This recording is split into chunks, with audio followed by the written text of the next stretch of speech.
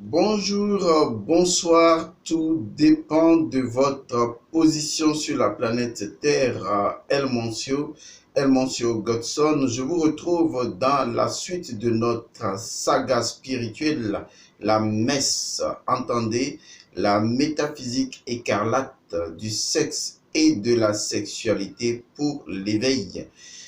Nous avions donc à continuer notre épisode et actuellement nous allons aborder la suite. Toujours en ce qui concerne la métaphysique écarlate, nous allons aborder l'importance des oreilles. C'est vrai que nous ne sommes pas en train de faire une pratique disons, otologique. Nous ne sommes pas dans l'otologie ou la science des oreilles, il ne s'agit pas pratiquement de ça. Il s'agit en fait ici de comprendre l'importance, l'intervention, le rôle, la nature des oreilles dans l'art sacré du sexe, dans la métaphysique écarlate, dans la sexualité en réalité. Et c'est très important à comprendre. Mais avant d'aller, disons, au niveau donc des oreilles, nous allons vous expliquer un élément important de la pratique de la métaphysique écarlate.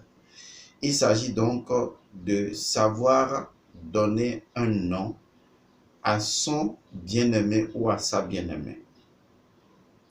Vous ne pouvez pas pratiquer l'art sacré du sexe sans vous nommer, sans vous appeler. Il est vrai que vous allez me dire, oui, il s'appelle un tel, elle s'appelle une telle, mais il ne s'agit pas de ça. Dans la pratique de la métaphysique écarlate, il est plus important de choisir des noms initiatiques. Et pour ce faire, puisque vous allez appeler votre bien-aimé par ce nom ou ces noms variés, je vous invite à lire dans la Bible des chrétiens le chapitre ou la portion de livre intitulé Cantique des Cantiques. Vous allez remarquer en étudiant ce livre Cantique des Cantiques que lorsque les deux personnes, les deux conjoints pratiquent leur sexualité sacrée sous forme de cantique, il y a des noms qui sont donnés, des noms qui reviennent généralement. Et ces noms ne sont pas anodins, surtout en ce qui concerne leur cheminement initiatique, leur vibration. Vous allez constater que souvent les noms qui sont utilisés sont, par exemple, mon bien-aimé, ma bien-aimée.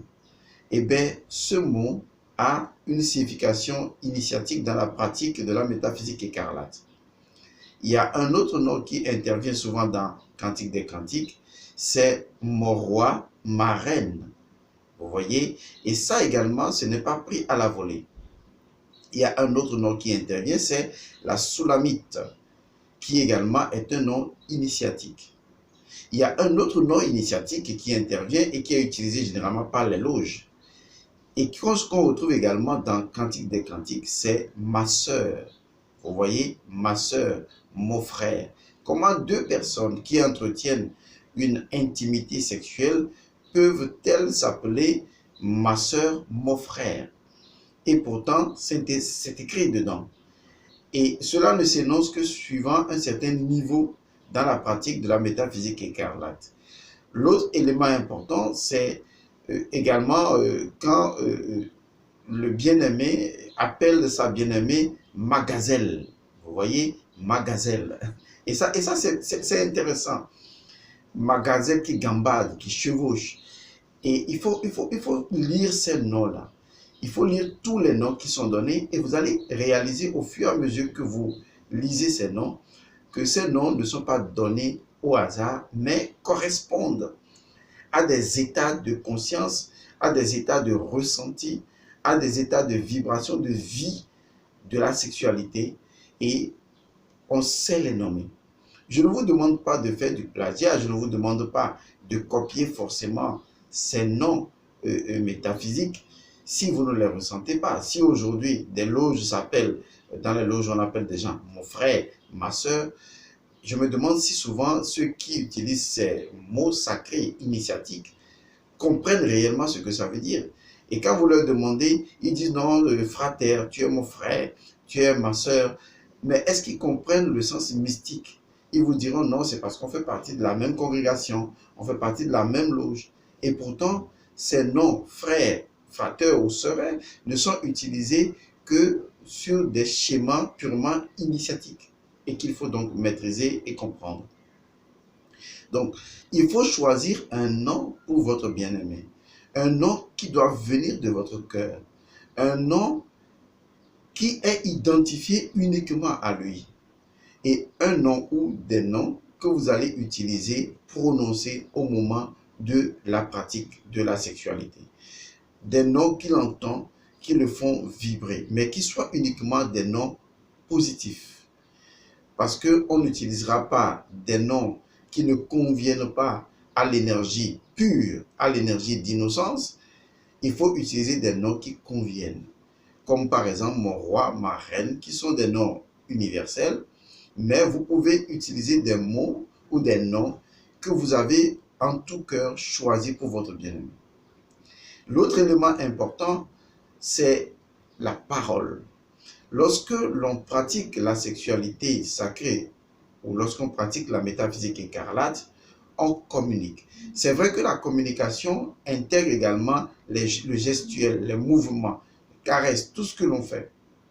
Mais ici, en termes de communication, je veux parler donc de la communication verbale et non de la communication non verbale. Il faut parler.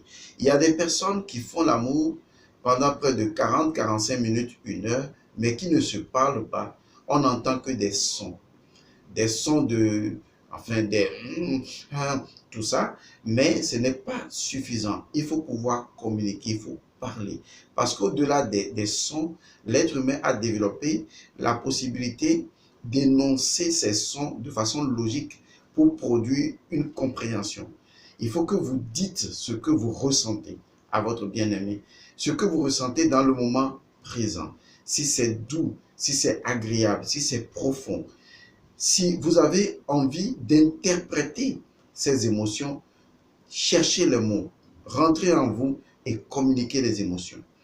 C'est le moment de dire des choses sensuelles, des choses pertinentes, sensuellement pertinentes, des choses profondes et des choses qui vont amplifier, parce que la parole est une énergie amplificatrice.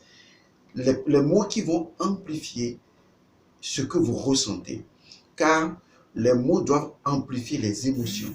Les mots doivent diriger les émotions. Les mots sont la volonté directrice de l'émotion pour pouvoir cadrer, conduire, amplifier et conduire votre sexualité à son paroxysme. Et vous savez avec moi que juste avec les mots, on peut faire jouir des gens. Juste avec les mots, on peut élever les émotions. On peut les élever à un tel paroxysme que l'individu se sent complètement comblé, complètement satisfait.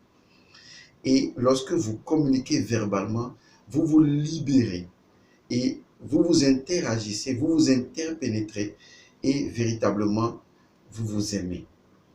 Je reviendrai dans une autre vidéo sur les caresses qui sont liées, n'est-ce pas, aux oreilles et quels en sont les bienfaits. Je vous remercie d'avoir suivi donc cette vidéo. Restez connectés toujours sur la métaphysique écarlate. Que les bénédictions soient.